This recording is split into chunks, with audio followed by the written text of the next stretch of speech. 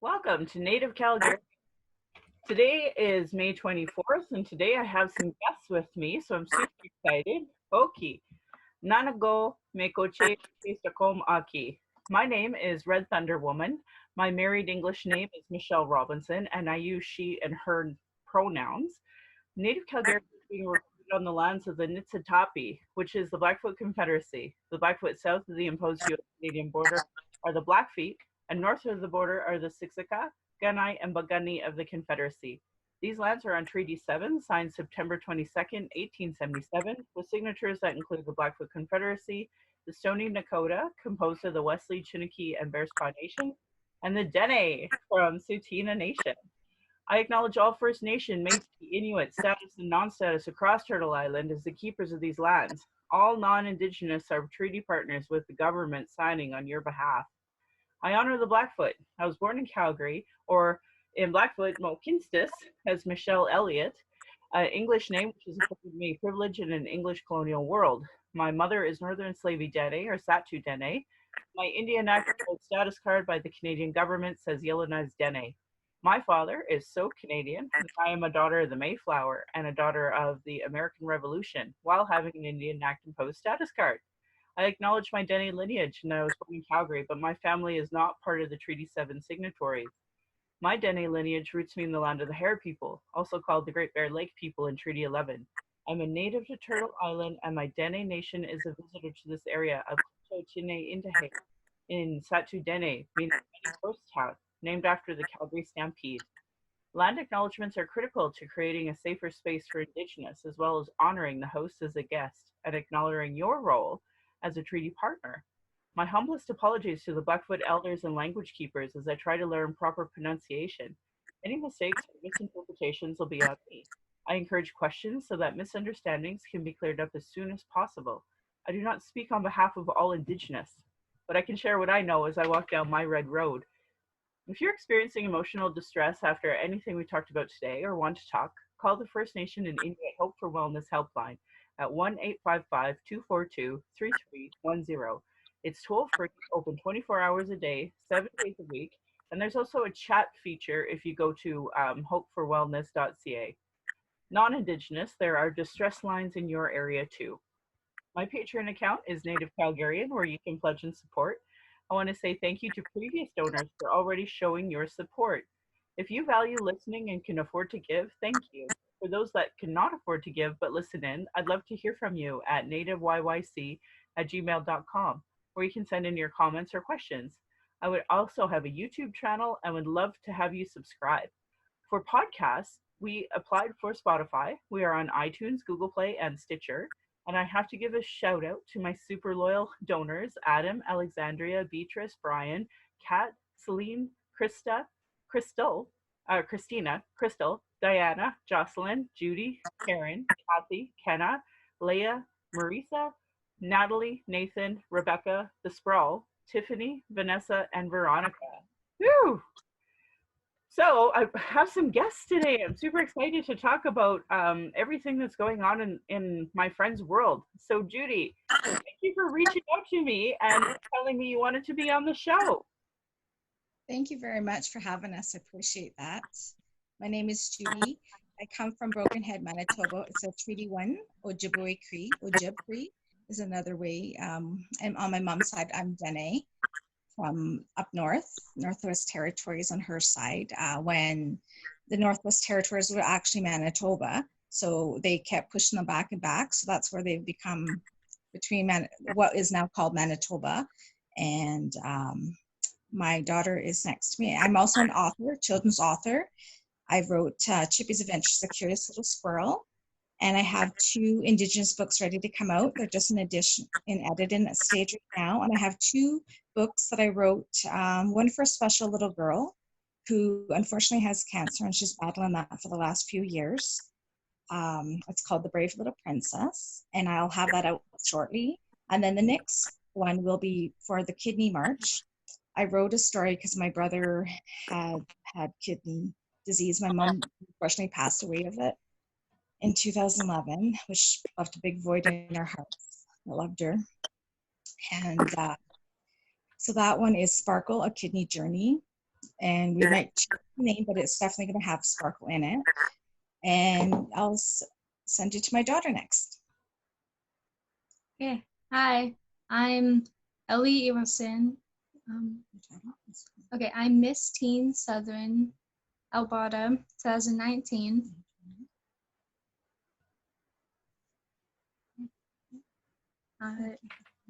Thank you for having me. Oh, thank you for being on here.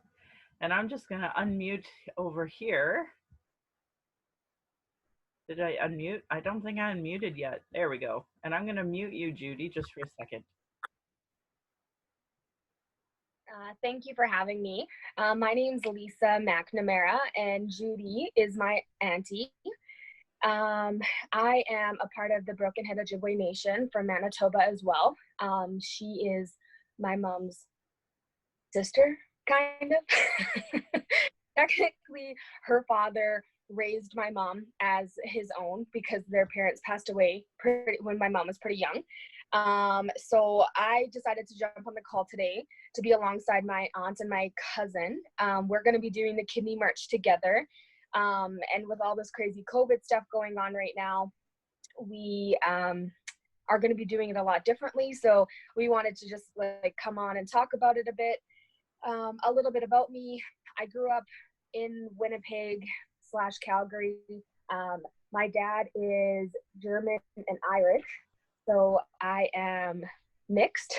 And yeah, I love my culture, and I love that we're doing this. I think it's super cool. My aunt actually messaged me about it yesterday, and I said, oh, it's a video chat, so I have to brush my hair and maybe put on a little bit of makeup. I was running around, I promise, the hour before this going, oh, I gotta get ready. And my husband has, instructions to pour me my coffee that I made. So. Yeah, I made a hot coffee right before, and I'm actually working today. So I told my aunt, I'm like, sure, I'll take a quick break and hop on for a little bit. So again, thank you for having us. And I guess that's all I'll say for now.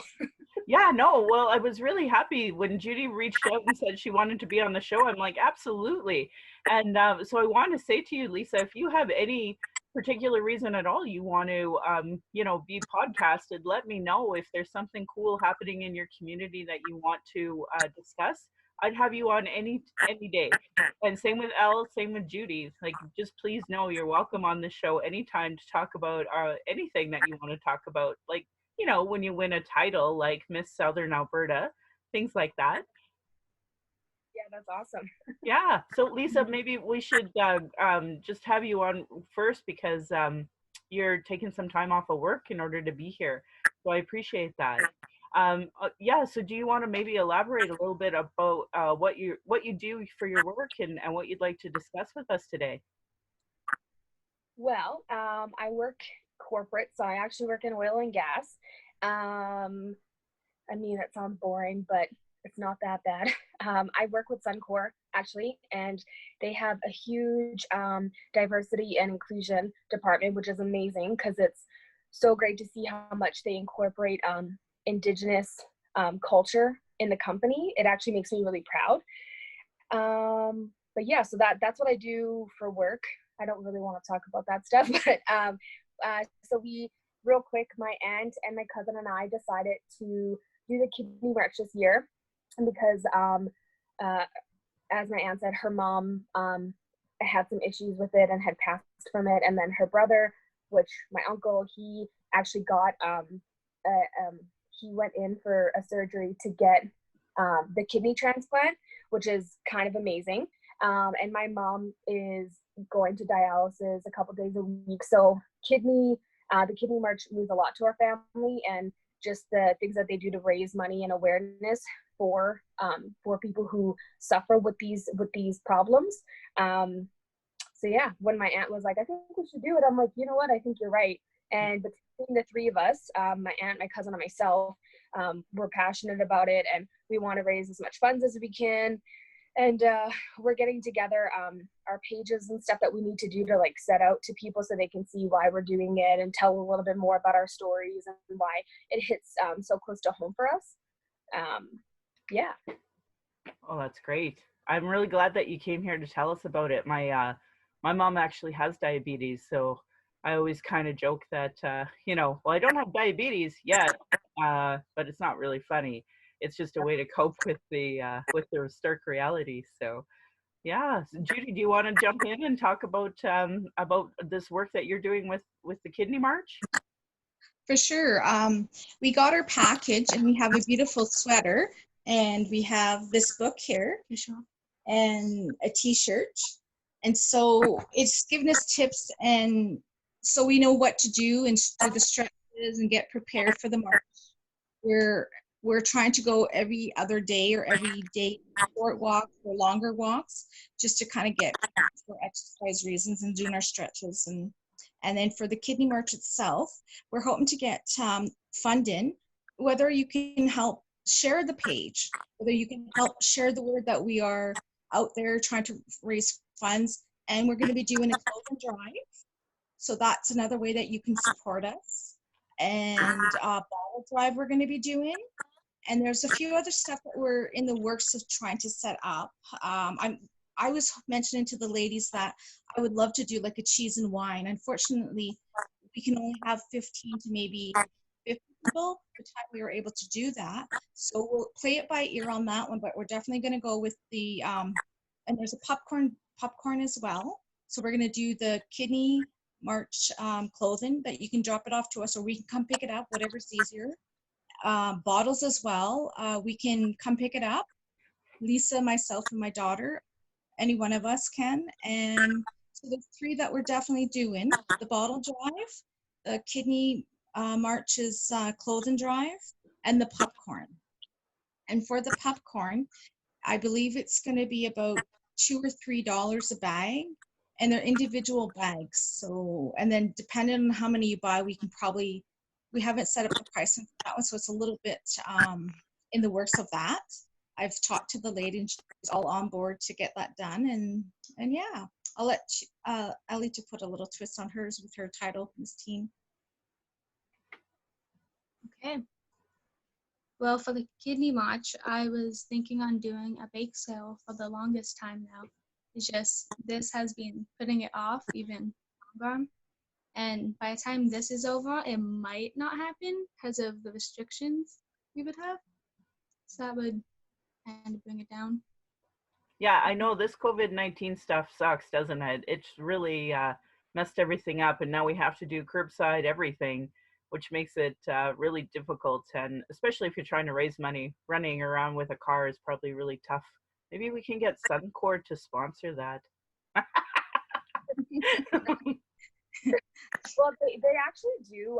They do this like awesome. I think it's and I probably would have been a bit more prepared if I had known. But anyways, they do actually match contributions of up to, I believe, $2,000 a year for each employee. So whatever you decide to give to, they match. Last year I did. I went on a missions trip, which helped. And yeah, like I'll send my coworkers and stuff, and like we have a page that we use. It's kind of like a Facebook, but it's for Suncor employees. So it's a good way to like reach out to others in the company, like what you're doing. But yeah, it's crazy. Like with COVID going on, like you think you have more time, but I feel like I have less. Like Yeah. You're on the phone more. You're on like Zoom calls. You're on Skype calls. You're chatting with friends and family, and you're like everything that you do, you're doing it in the four walls of your own home. So I literally, like when I'm working, I just feel like from 5, 6 o'clock in the morning to like 10, 11 o'clock at night, like I'm constantly just doing something or chatting with someone or getting something going. And I'm like, whoa, this is a lot. I'm actually doing a course right now too through the University of Alberta on Aboriginal Indigenous Studies. So I'm doing that too, just keeping busy. Oh, it's stupid busy how we've been. I found that with the COVID-19, like so many people have expectations of you to be available 24/7 on call, and I'm actually have a lot more problems with people wanting to have Zoom meetings at the exact same time as other people. So my podcast I usually do on a Sunday, and depending on my husband's schedule, it could take up to like Tuesday for it to get out, and then going from there, it's shocking how busy it's been. I have a podcast every week. I missed last week because last week was so busy. My husband was asked to do like a lot of work, and so there wasn't even a point of having it. But I have a book club on Mondays, and I recorded it, and so I thought, well, that will be good for our podcast. And as it turned out, one of the people that spoke said, actually, I'd prefer if we didn't air that, and so I had to take it down. So the irony is, it's just so hard to, and especially when this is all volunteer, right? Like it's a labor of love to have a podcast, to actually have Indigenous voices talking from Indigenous perspective. Um, I want to be really clear with Suncor. Like my family, we're second generation oil and gas, and my husband was actually laid off from the from his oil company. So it's interesting how oil and gas really is to people, and it's been something. I wouldn't be here if it wasn't for oil and gas. So us transitioning into green energy is something I tried to discuss and talk about, but I know Suncor, as a corporate sponsor, is huge here in Calgary. Calgary Pride. I think of the Stampede. How many initiatives that have happened because they give funding. Now, granted, I have asked for, like, how do I apply for my book club, but that doesn't seem to be something I can get monies for. So I've let that one go. But it's interesting how much corporate sponsorship there has been in Calgary, and especially by oil and gas, and Suncor has actually been one of those ones that's always been there. So yeah, that's its own discussion. But it would be great. Like my uncle had worked, he'd done the whole Petro Canada, started there, and every time it went on to Encana, all these different companies that were bought out, he went through the whole thing and just recently retired. So they definitely give good benefits. Yep. Yeah, it's good. Yeah, that's awesome. Honestly, they're an amazing company to work for. I'm very grateful, by the grace of God, I'm still working, and I'm very, very thankful for that, because obviously times are really uncertain right now, but at the same time, you kind of just have to go with it, and like, pray for the best, but like prepare for the worst at the same time. It's kind of just been my attitude with stuff, keeping positive and focusing on the things I can control and not what I can't. And like that's something that as the company Suncor, they've been very like transparent with everyone, which is amazing. So yeah, I'm sorry to hear about your husband getting laid off.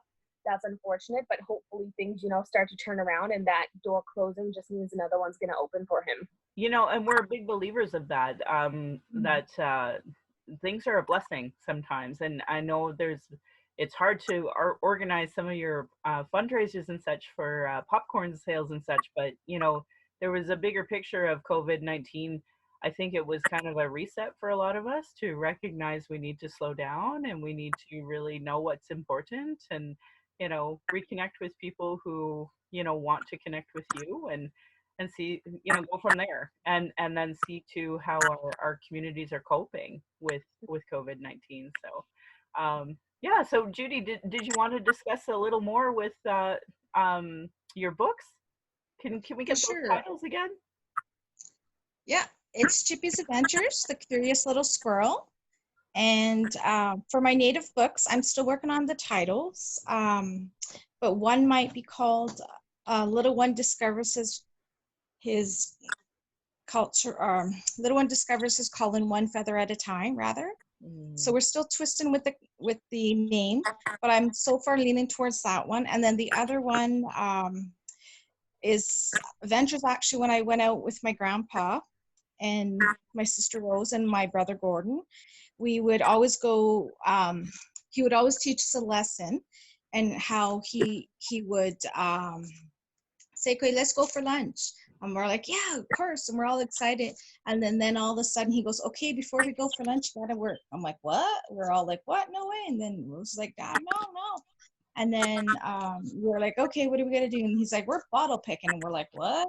I'm not going into garbages and into rivers and all that. And the next thing we knew, we found that he's teaching us the value of the dollar, and teaching us, other knowledgeable stuff, how, you can't just eat and not earn your keep, or not, have like always give and always want sort of thing. You have to learn and have your keep, have your best foot forward, and not always think bad thoughts. There's always a blessing in everything. Try to look for the good in everything. And my other children's books is The Brave Little Princess. It's a little girl that we met back in December via, again, Zoom and on Facebook Messenger. She's a wonderful little girl. Petra's daughter is Aria, and I believe it's her Facebook and her channels are Aria's Journey. And we're hoping that we can get money raised for her, because she needs to go to the States. She's absorbed all the Canada's what they can do for her. And they've been wonderful people here. But unfortunately, there's only so much that people can do with cancer here in Canada. So therefore, the States have a bit more resources that they can extend to this little one. So we've actually, I'm doing three causes right now, actually. The Kidney March, help this little girl with cancer. So that's why I'm pushing out the Brave Little Princess first. And then I'm going to be pushing out Sparkle.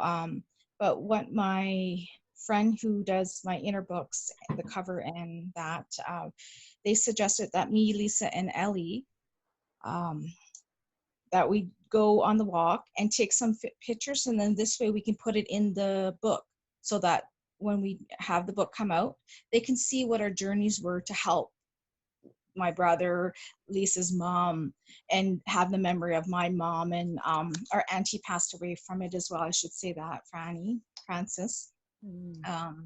So yeah, so they and my Uncle Jimmy too, I can't forget Uncle Gordon Jimmy, we call him.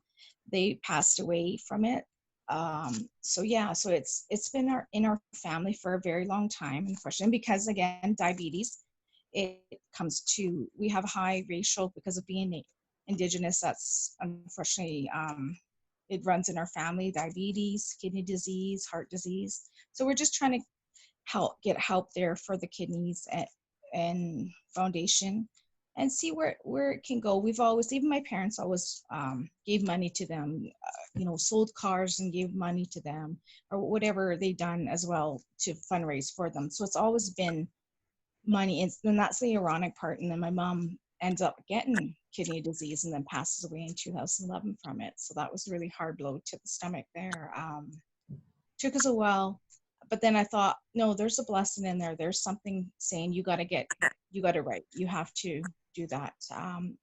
So I wrote a book about my brother and his journeys, how he had gotten kidney, back up from there. He had gotten diabetes at 16, so he had juvenile diabetes, and then he got kidney disease around 2011, 12, 13, somewhere in those years. And his kidneys just gave out about a couple of years back.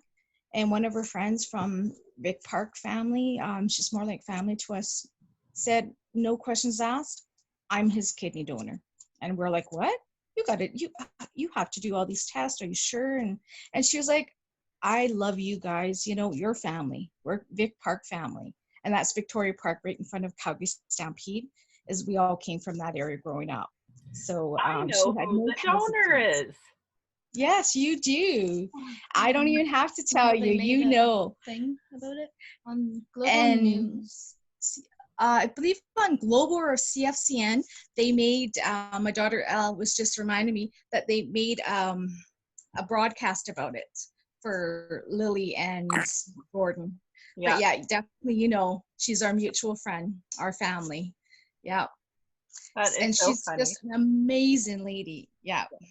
And we asked even Marigold, her daughter, they didn't have no hesitation. They were like, no. Her mom was like, no, I'm doing it. And I'm like, well, make sure. And she had a rough, time too. And I don't want to speak too much because that's her story to tell. It's not mine. Yeah. But my brother, his recovery hasn't been the greatest. He did get sick back in December, spent Christmas, unfortunately, in hospital. due to an infection.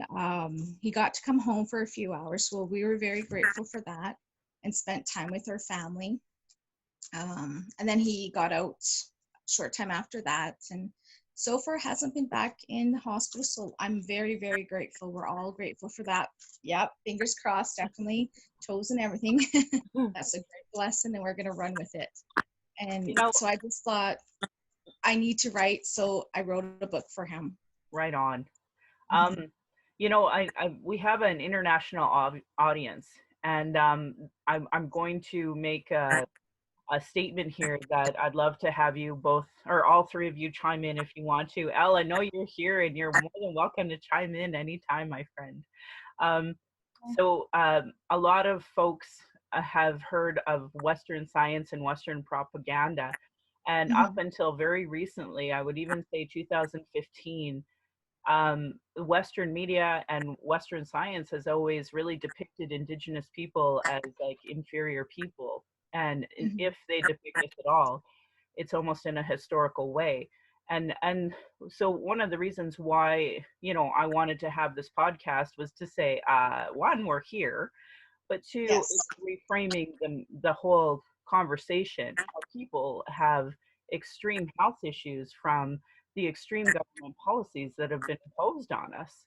So as a result, our health issues are a direct reflection of poor government policy, whether it was taking us off of our lands and putting us into small reservations, whether it was, killing our main sense of food, whether it was throwing us in Indian residential schools and giving us foreign food, and whether it was the starvation and the different experiments that they conducted on us as Indian residential school, developed policies based off of that science. So-called Western science was based off of experiments done on nutrition on Indigenous people. So, I like to always mention that when we have these extreme health issues of kidney issues and diabetes and heart issues, it is a direct reason from a direct outcome from all of the awful government policy that our people have actually endured. So we actually become more strong and resilient than what other people may actually think of us. So your story, your family's story, is one of resilience, and continuing to do this work to raise awareness about kidney issues and kidney donation, and trying to do good out of something awful is amazing. And I'm really honored to have you on to talk about that. So thank you for sharing that. And Judy, is there anything else that you would like to share? I would like to help Ellie share her other cause, so that as our Miss Teen Southern Alberta, her other cause is, and I'll let her tell you. Okay. My other cause next to the Kidney Foundation is missing and murdered Indigenous women and children. We've done like a lot to help, and yeah. Okay, I'm going to ask some questions for you then. So why does this issue matter to you? A couple of years ago, one of my old friends almost became one of the women. So I guess it kind of inspired me more to get out there and do things to help it. That's great. And I was also going to add that we've done walks with her in the past just to support her, because she didn't know I didn't even know, actually. We had to both go as a team, as family, and find out what is about the missing and murdered Indigenous girls, women, and even we have men. I have to mention the men and boys that go missing, because they're sometimes it's the other shoes on the other side, and men and our boys go missing, and we do walks for them every year. I don't know what this year's walk is going to be looking like, but I like to support everybody, because we're all human beings and we all are blessed in our ways, and our culture we've is very important to us. It's important to me because my dad was ashamed one time. I remember his family came in on his side, our family, and they were smudging, and I just asked them, I said, what are you guys doing? I said, that looks interesting. I said, because I thought they were just smoking cigarettes, and they're like, oh no. And then he apologized. And I thought, don't apologize. I said, why are you apologizing, Dad? And he told me, he goes, because I was in residential. The nuns told us we have to go and not do any cultural things. They cut their hair short. They told them what to eat. They told them when to sleep. They told them when to go to the bathroom. And, you know, unfortunately, bad things happened to them. And so it still reflected. He didn't know how, I know he loved us. I definitely know that. And so he never told us he loved us. And when he did, I know he meant it. It was rare. I think it was the grandkids, Lisa, Al, Nick, and Mackenzie, and his other beloved grandkids, and Junior, and the rest of them, because he's got so many to mention, said, I love you. And he was shocked. It took, I think it was you, Lisa, a few times to say grandpa, or, you know, I said, I love you. And she was waiting for him to say it back. So yeah, so we're very proud of our culture, and we're trying, and we went to the Break of Sweetgrass from the Hall program, and that's when I got a reconnection and the belief that it doesn't matter where you come from. Like, we're from Treaty 1 and 3. Broken Head is Treaty 1, and Anishinaabe, it's Agnang Awazu in Kenora, Ontario. And that's Treaty 3, where my husband and my kids chose to go on their dad's reserve. And we went for the first ever as a family to Terry's Reserve for the powwow, and it was amazing. And Ellie had the opportunity to get a picture with their native Indigenous princess. So it was wonderful. Like, and she got her crown and sash on, and I love that picture, because, you know, that's going to be a cultural statement for us and for her in the future, to show, hey, you know what, I was this because I worked hard at it, and I didn't stop. I didn't, like, but I'll let her talk about that, because she has a nice journey, how she started out to get that crown, and here she is. Okay. Well, my journey started back in 2017 when I did my first pageant for Patty Faulkner Agency. Yeah, and then 2019, I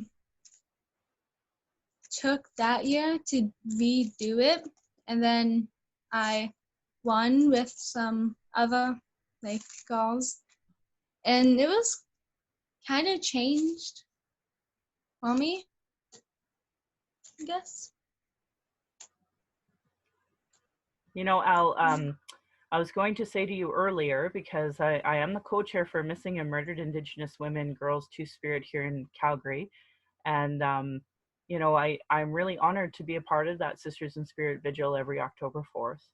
And, you know, we're not too sure what October 4th is going to look like, because there's a potential for a second wave, but we are trying to figure out something.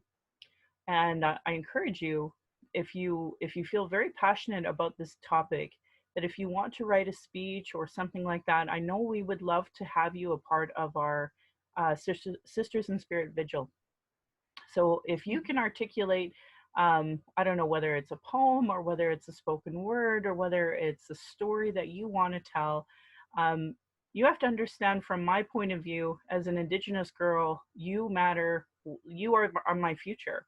You are the one that I care about the most. I think about my daughter, and I think about the future and passing the torch to her, and giving her a good legacy to know that how smart, resilient, and lucky we are all to be together. And for you as an Indigenous girl, and especially one that's working so hard at these titles and trying to do good work with Kidney Foundation, I want you to know that how special you are to the whole community. We're all watching you, and we all want to see you succeed, and we're happy to see you do the things that you do.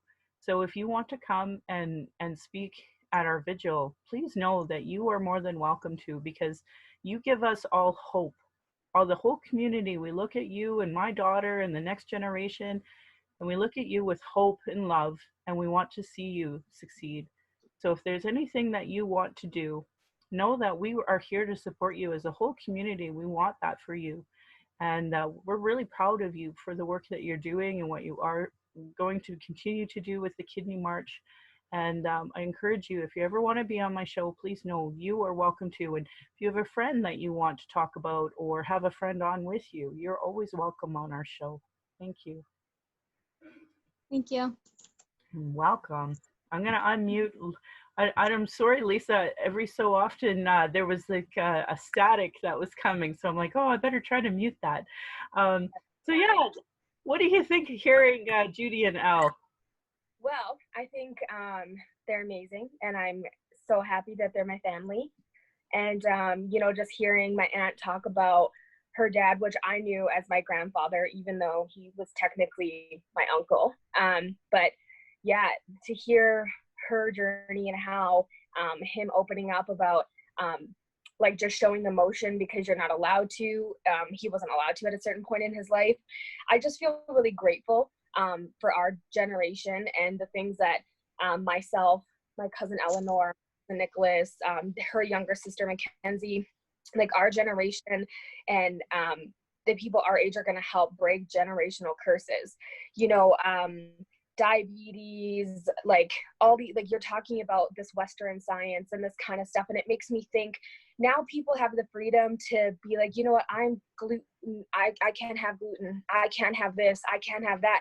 Our ancestors weren't allowed to do that. They weren't allowed to be like, oh well, I can't eat that. It was eat it or starve, like, which obviously posed a lot of the health issues that our culture now struggles with.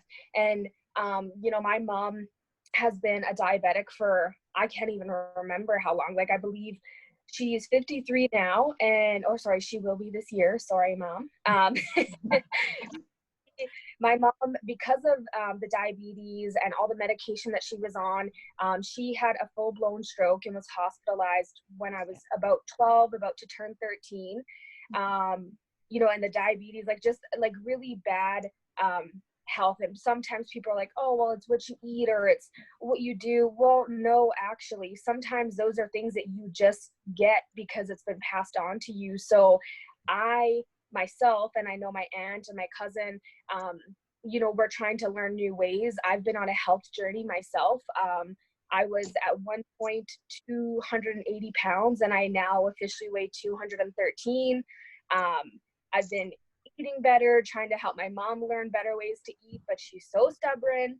But she's doing good, and I'm excited to see what we're gonna do as a family, as well as a generation, to just like get rid of those generational things that were spoken over us. I don't have any kids yet, but I know when I do have children that they're not going to know those things that were spoken over us once, because it has to stop somewhere. And I don't want that to continue with our family, moving forward in the years to come. Oh, I hear you preach, sister. Amen. But you know what? And that's the truth. So I'll just share with you this week, I was viciously attacked on my Facebook page. And this woman had made up some incredibly elaborate story, so much to the point it was harassment. And I actually had to file a report with the police. And,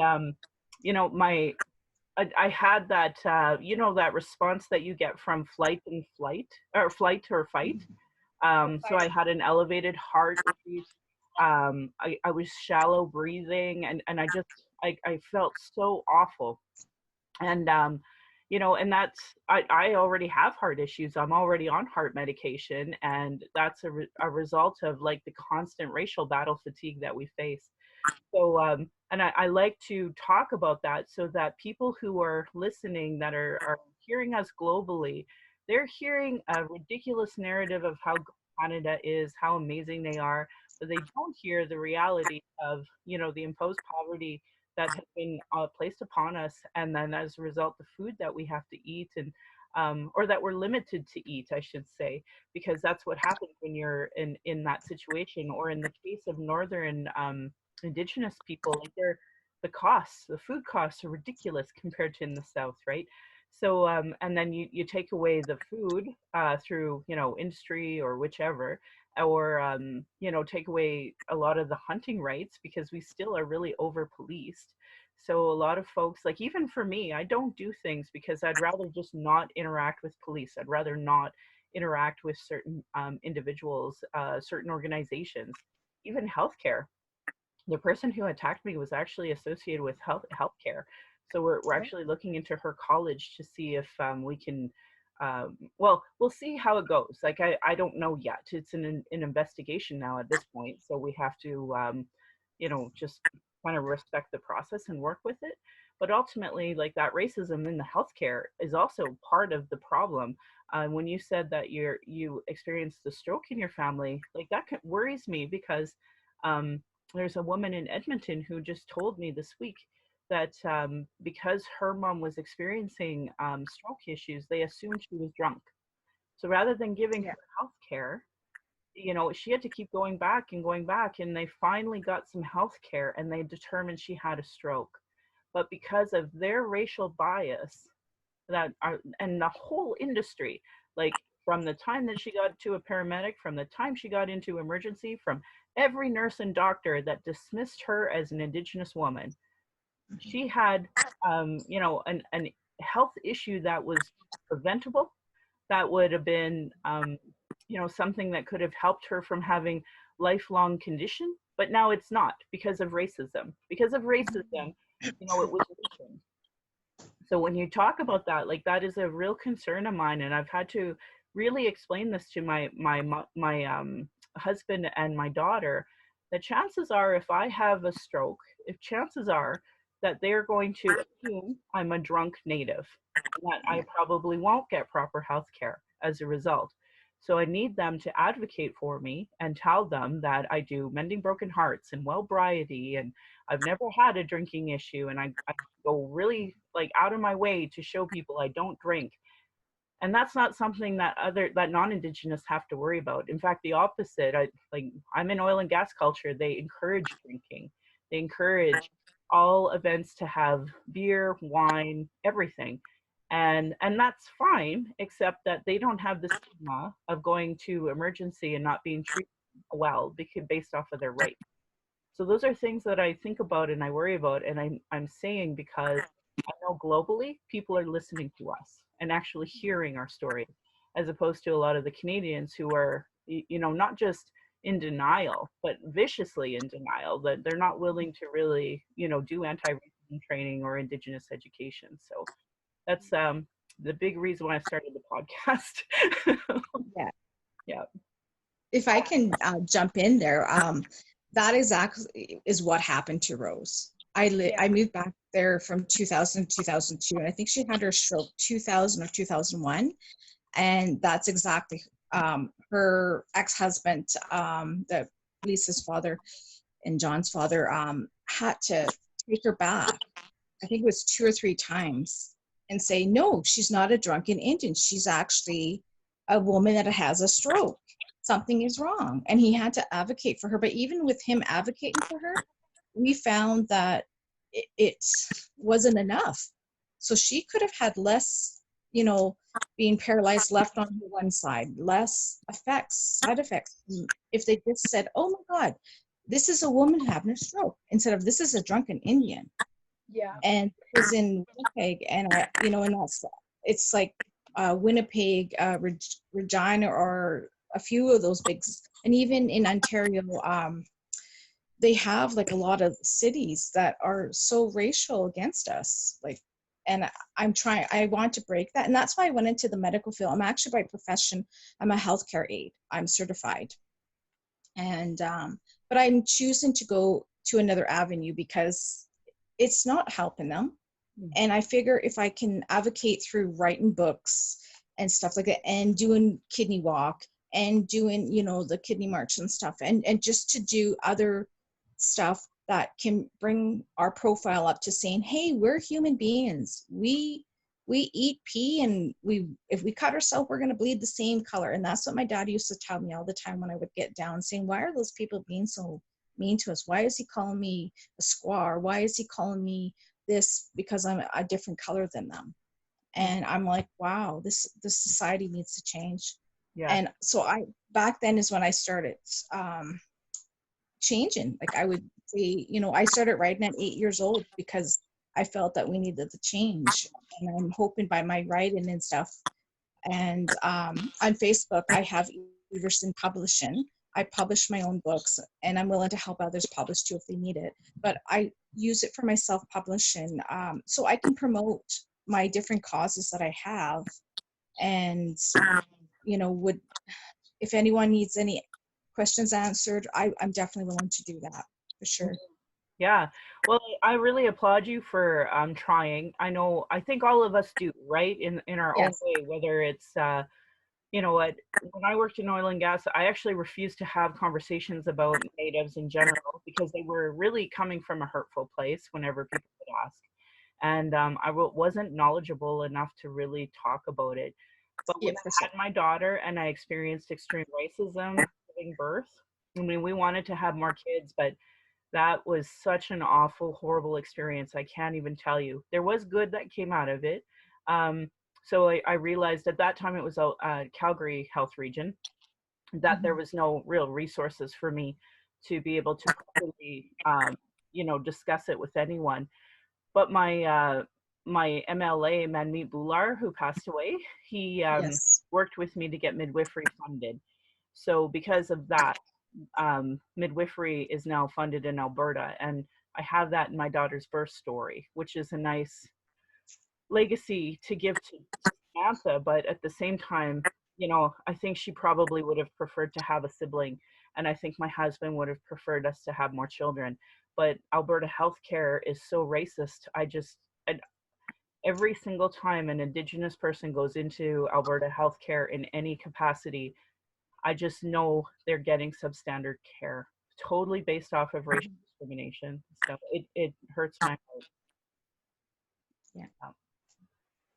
Yeah. Um, Oh, sorry. I was just gonna Lisa. hopefully like moving forward. I mean, this might sound really like what is the word I'm looking for here? Naive, but I grew up obviously mixed, and I always grew up in a family that like just loved people for who they were and not because of what like where they came from or their cultural background or anything like that. I mean, it would just be amazing. And I think about this every day because you come across different situations, or, some people speak on things and they don't really know who their audiences are. And you hear things that you probably wouldn't want to hear. But I just hope, breaking generational curses and working with like, younger generations and older, and like, that we can all work together to just make some changes, because I truly believe if people really just tried to understand one another, our world would seriously be in such a different place. And I know it's so easy to like be angry or, not see the other side of something, but I've lived in many different situations, and, I've come from, you come from little, but like, it's crazy. So that's all I think about all the time is like equality and, making sure everyone feels loved and respected and heard. And that's something I feel like we're going to probably fight for the rest of our lives. But these things make differences, and raising our voices and being heard, and people like you giving us a platform to talk about things openly, like judgment-free zone. Like, I just, yeah, that's my prayer and wish for people, that they really just start to try to understand one another. Because if you did, you would probably like not question or think the way that you do sometimes. Yeah. I really appreciate you saying that. I'm a big believer in intergenerational healing. Judy had actually brought up braiding a suture, and that really was my first space that I could openly talk about, healing from all of this. And it's going to be ongoing for the rest of our lives. But I just think we're the first generation to be able to openly talk about this. And so I think about that, and I think about, by talking about it, by healing it, and then talking to our kids in a more respectful way, like that is just going to help so much in the future. And I know I've had it so much better than my mom's generation and then my grandmother's generation. So I just think about those things and know that we're doing the right thing. And then, Elle here, doing all this great work that she's doing, like this is our future, right? So we're doing the healing so that Elle can just live a wonderful, resilient life, and her existence is our resistance. It's that simple. That's why we love you so much, because you just show us that all the sacrifices that we made, our grandmothers made, our grandfathers made, like now you're here, and we can help elevate you in the best way we can. So without pressure though, just have fun with your life and know that you, every time you smile, every time you giggle, and every time you feel joy, you are healing a whole generation. So I'm really honored to have you all on my show today. Thank you for being on it.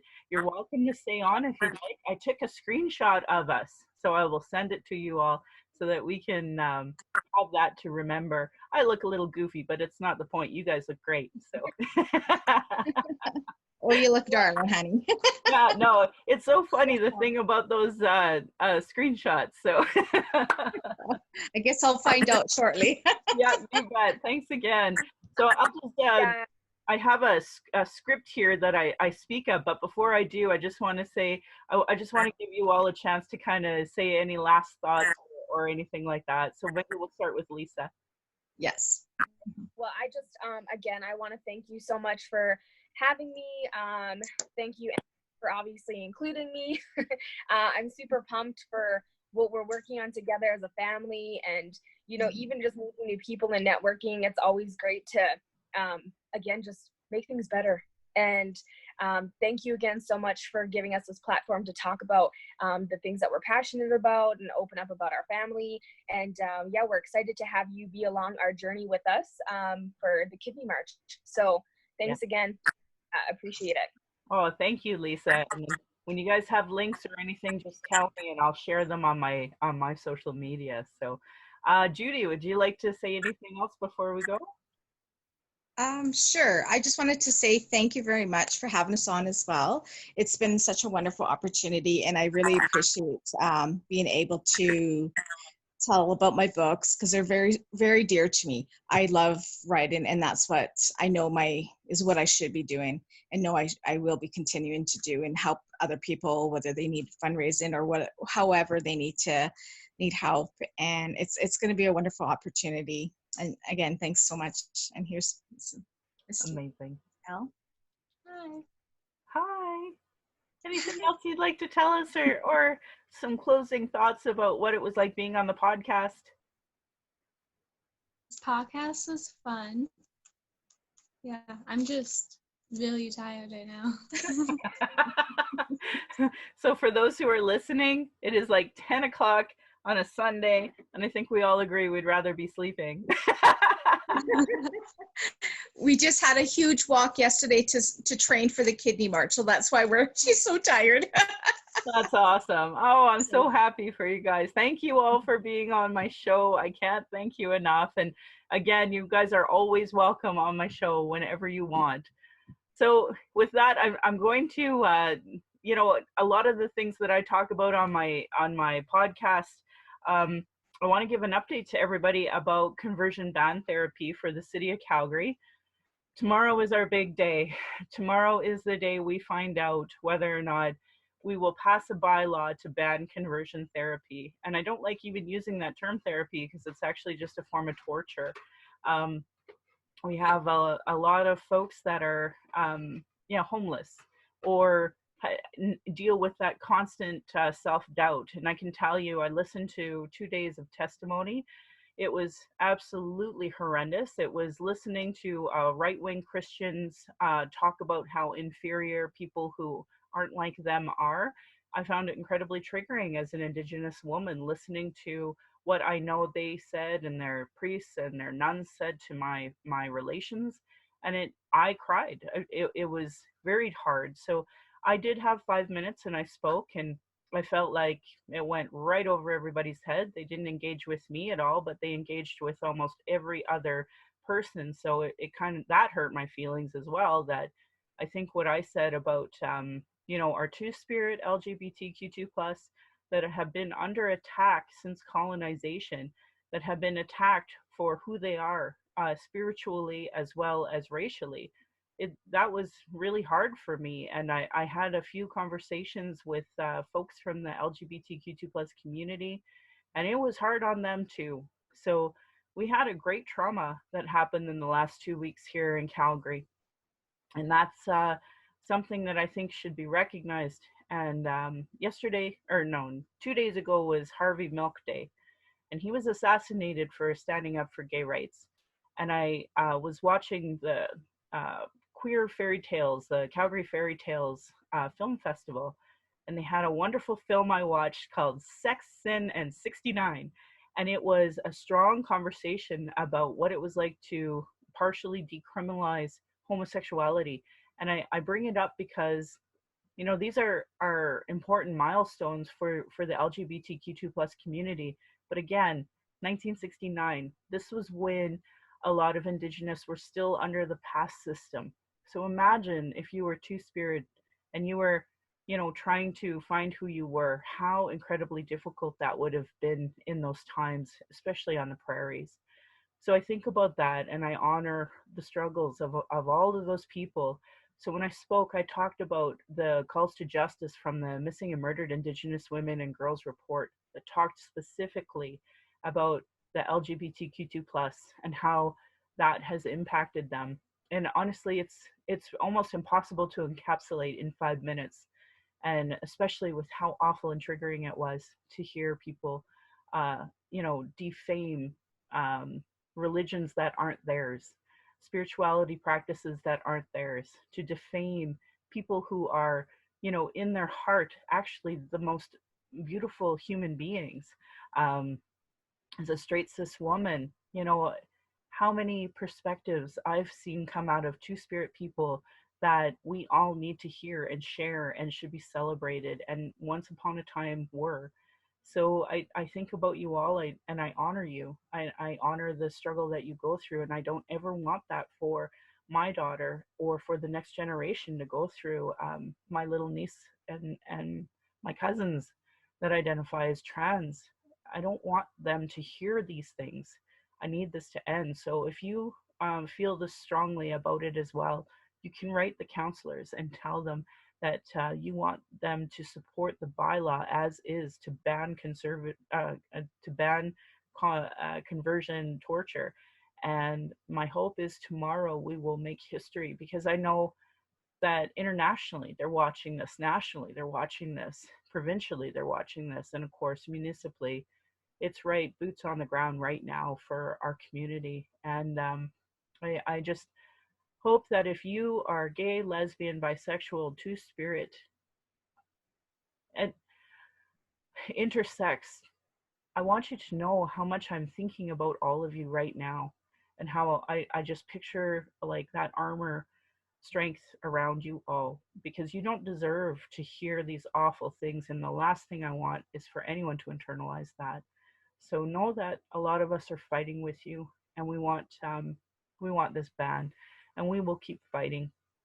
And this weekend, the Indigenous Peoples Commission, we had our policy discussions. So those will be coming out shortly after we, finesse them and get the okay and approval. So those will be coming out. So if you see those, I'd love for you to look at them and and critique them, and we'll go from there, because ultimately these things matter. And I put forward an intersect policy through my writing association. So we'll see if that goes through. That is such an awful conversation to have, that in Canada today, the medical community is doing unconsented surgeries on babies, on youth. And I'm sick thinking about it, and it's been internationally condemned, and yet our criminal code still allows this to happen here.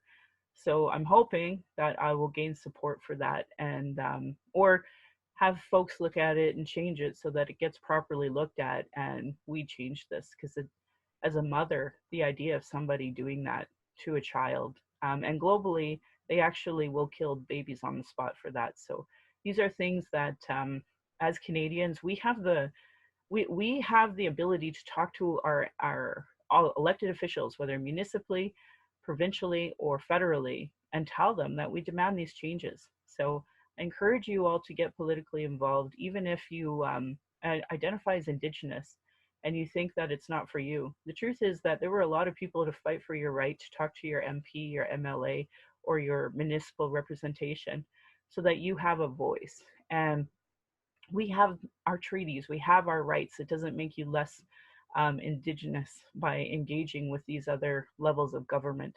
So I encourage folks to do that because this is how, well, it's one avenue of many avenues. I acknowledge all the activists that work really hard to engage with Canada in constructive ways, and ones that, do it through art and protest in a way to try to engage Canada in a different way that hopefully will change their views and change the way they look at us, and hopefully we can all move forward.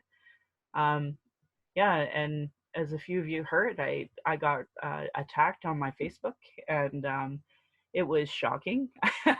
I posted it for a lot of folks. I had some really close friends send me some nice things and call and send me some private messages, and I just wanted to say thank you to you for seeing that, witnessing that, and the Calgary Police actually.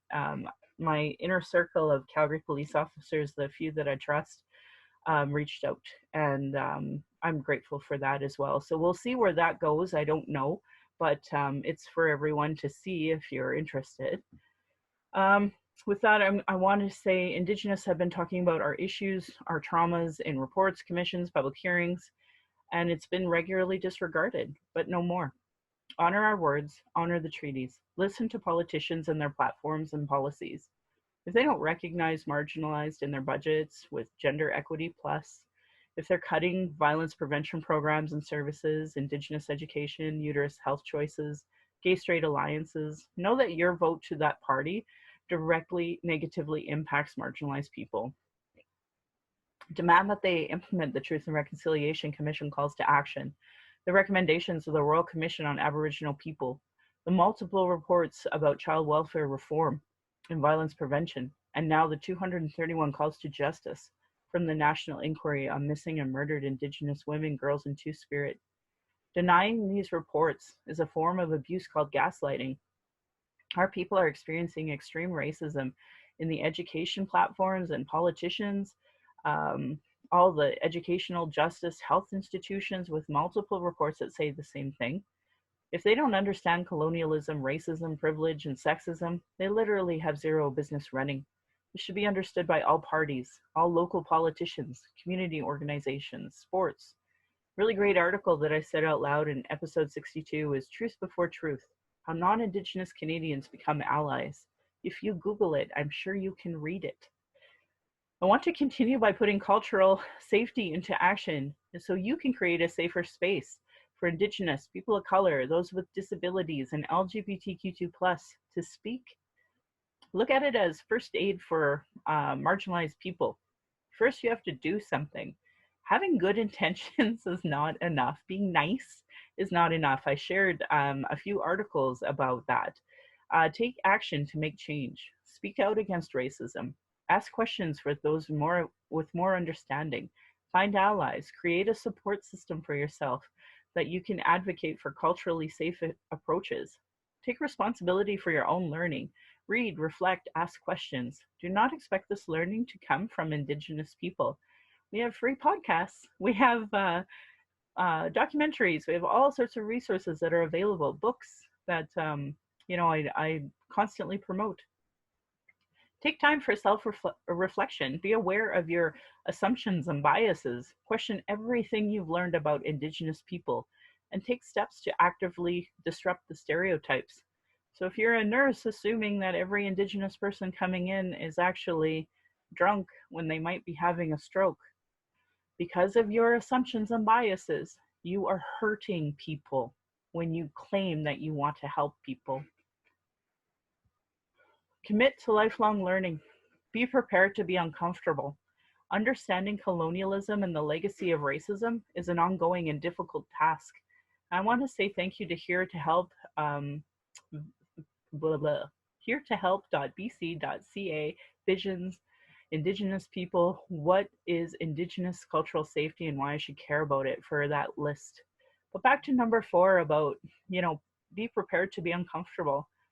When I was learning as a straight cis woman about intersex issue, I cried. So, this isn't just a settler Indigenous conversation on race relations. It's whatever your privilege is. You're going to have conversations that are upsetting.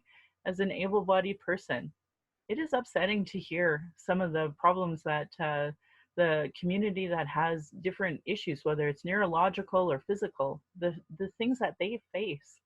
We have the power as a society to change these things. And I want people to feel that. I want them to know that they have the right to engage all different sorts of policies and procedures within their companies, within their organizations. And you can engage with your counselors, MLAs, MPs, and you really should if you care about society and your civic responsibilities. These are things that you can do. A lot of us feel very helpless, but we actually have a lot more power than we give ourselves credit. Internalized racism and lateral violence is another form of violence Indigenous or marginalized people experience by the structure of racism imposed on these lands. So these lateral violence is an outcome of the Indian Act, Indian residential schools, and other land clearing policies. People blaming each other. These are all forms of abuses that was taught on and imposed on these lands. RacialEquityTools.org has some really great information about internalized racism by Donna Bevins. And I just encourage people to Google and find out more about lateral violence, because sometimes the worst hurt comes from our own people, but that is taught through colonialism. So I encourage people to learn about that. Do's and don'ts, bystander intervention. Okay, so right now, today, I've been sharing a lot of stuff about anti-Asian racism. Today, I know a lot of, so-called centrists, but I would call right-wing conservatives that, have a friend within their party. She's experiencing extreme racism up in Edmonton because she she looks Asian, but she was never been to China. But she has Edmontonians telling her to go back to her country. It's making national news because people are so racist. So I'm sharing that because as Indigenous people, we can stand up and help. We're experiencing it too. And there's a woman in Vancouver. She is Indigenous, and because she was mistaken as Chinese, she was given a whole bunch of, racist barrages. And again, racial battle fatigue is real. So you get that fight or flight response, and my heart just races, and I get a headache, and I don't feel good. I get really tense. We all experience that as people in stressful situations. Yet that's overlooked by mainstream society because they don't experience racism. So, know that it's happening to our people. This is why we have health issues, is because of this constant racial battle fatigue. So, these are do's and don'ts for intervention to help people if you are in that situation where you see somebody, whether it's like anti-Black, anti-Muslim, anti-trans, or other form of oppressive interpersonal violence and harassment. These are tips on how to intervene for the safety of everyone involved. Do make your presence known as a witness. If possible, make eye contact with the person being harassed and let them know if they want support, you're there. Move yourself nearer to the person being harassed. If possible, and you feel that you can do so, create a distance or barrier between the person being harassed and the attacker. If it's safe to do so, record and film the incident. You can delete it after. You can miss your next stop. These are really important moments where you can, help somebody from being attacked. Take cues from the person being harassed. Is the person engaging with the harasser? Can you make suggestions like, would you like me to walk over here? Would you like to move another train cart? Would you like for him to leave? Follow their lead. Notice if the person is being harassed and resisting in their own way, and honor that. don't tone police the person being harassed. Follow up with the individual after and let them know that if they need anything, you're there to as a witness. So document it. Give them your card so that, you know, at the moment it's humiliating and they might not want to you know, bring any more attention to themselves. So just give them that card in the hopes that, you know, if they change their mind, they can call you or they can throw away your card, and that's okay. At least you validated that experience for them. But do what you have to do to keep you both safe. You know, de-escalate the situation, assess your surroundings. Are there others that you can pull in? Working as a team is the best idea. And if you can, you and the person move to a safer place. Do not call the police. For many communities experiencing harassment right now, including Arab, Muslim, Black, queer, trans, Indigenous, the police can actually cause a greater danger for the person being harassed, again, because of racial bias. I have a very small circle of police that I trust and that I will contact, and I am grateful for that. And I actually want to throw this out to Dr. Christopher Wells. We had a wonderful conversation, and I asked him if I could quote him, and he spoke about how, you know, if we're getting harassed, then we're doing our job. We're doing a good job. I think of that movie I talked about earlier today about sex, sin, and 69. And very clearly, the priest there said he said goodbye to his parents the night before he performed the first gay marriage the next day because he didn't know what to expect. He had to wear a bulletproof vest. He had police sweeping. They had to check bags. It was nuts the day that the first gay marriage happened in Canada. And I think of that, and I think that the work that we're doing today is important. And we want to stop people from feeling empowered to like beat people, hit people. I heard something about, you know, an old man in Vancouver being hit by a man who thought he was, I don't know what he thought, but at any rate, you know, we have to be kind to each other as a community. We have to start including each other. Oh, and it's I brought up our Arab and Muslim community members, and you know, it right now is Ramadan, so they're fasting through the day, and I went to a wonderful iftar. A very small group of us ate together, and it was absolutely wonderful to be able to see my friend. And I missed her so much, and I wished I could have hugged her. And you know, they're going through a spiritual journey right now. And I just wish people could understand and respect that and see that bigger picture of how beautiful we are as diverse people. Anyway, back to our do's and don'ts. Don't escalate the situation. The goal is to get people being harassed to safety and to not incite further violence from the attacker. But bloody hell, don't do nothing. If you do nothing, silence is dangerous. It communicates approval and leaves the victim high and dry. If you find yourself too nervous or afraid to speak out, move closer to the person being harassed to communicate your support with your body. Just give them your damn card. If you feel you absolutely cannot, you know, miss your stop, just give them your damn card so that they know, and you're not, you know, giving that silent approval. And teach your kids about accountability, because these people are learning it from somewhere to be this disrespectful. And when I talk about accountability, that's exactly why I had so much vicious attacking happening to me this week, because people need to be held accountable for their racism against Indigenous people, Muslim people, Asian people, trans people, everybody. I can't believe people think it's acceptable to behave the way they do. If you're experiencing emotional distress and want to talk, call the First Nation and Inuit Hope for Wellness helpline at 1-855-242-3310. It is toll free and open 24 hours a day, 7 days a week. And if you go to hopeforwellness.ca, you will see a text feature if you're a texter. Violence is my everyday reality. Every Indigenous generation has faced it. That's why I started this podcast, to speak freely without interruption, without tone police, without leadership shaming, without gaslighting questions, as many people don't want to hear Indigenous opinion, but sure want to tell us theirs, by people who know nothing about Indigenous, know nothing about colonialism, know nothing about the constant surveillance of Indigenous people, our protests, our vigils, and our rights, microaggressions, people dealing with internalized racism, gatekeepers, folks that live off the status quo, and then there are people who are really in their trauma and they deplete a lot of resources as a result. Internal and external racism is an everyday reality for Indigenous people, and that's why I started this podcast, as a boundary to be heard.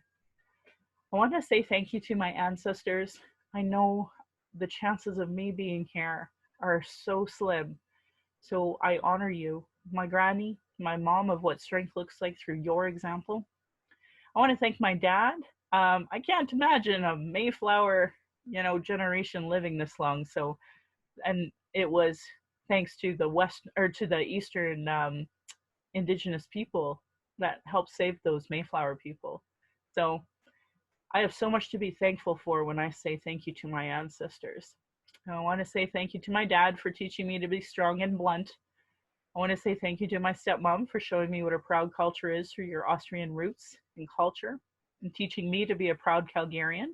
It is through you I am a proud second generation proud Calgarian. I think I said proud like enough, hey? Thank you to my husband Darcy for producing and editing the show. On top of being my husband, my childhood friend, the father of our child, and support down my journey of the Red Road, he has witnessed decades of racism and sexism. To our child, who we are blessed to learn from every day, we are honored you chose us. You give me daily accountability to be a better and stronger person. I hope my family, my daughter, will be proud in the future of us trying to discuss these present day issues in a way that they can understand down the road. Again, my Patreon account is Native Calgarian, where you can pledge and support. I want to say thank you to Adam and Alexandria, Beatrice, Brian, Kat, Celine, Christina, Crystal, Diana, Jocelyn, Judy, Karen, Kathy, Kenna, Leah, Marisa, Natalie, Nathan, Rebecca, The Sprawl, Tiffany, Vanessa, and Veronica. Thank you all for signing up. If you did one donation or many and had to quit for financial reasons, please know I appreciate your support. If you value listening and can afford to give, thank you. For those who cannot afford to give but listen in, I'd love to hear from you at nativeyyc@gmail.com, where you can send in your comments or questions. I now have a YouTube channel and would love to have you subscribe. For podcasts, we applied for Spotify. We are on iTunes, Google Play, and Stitcher.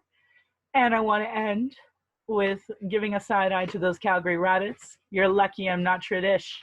And my beautiful cousin would respond, "Are you being my dish?" Thank you so much for listening, and thank you to Judy, Elle, and Lisa for being a part of my show.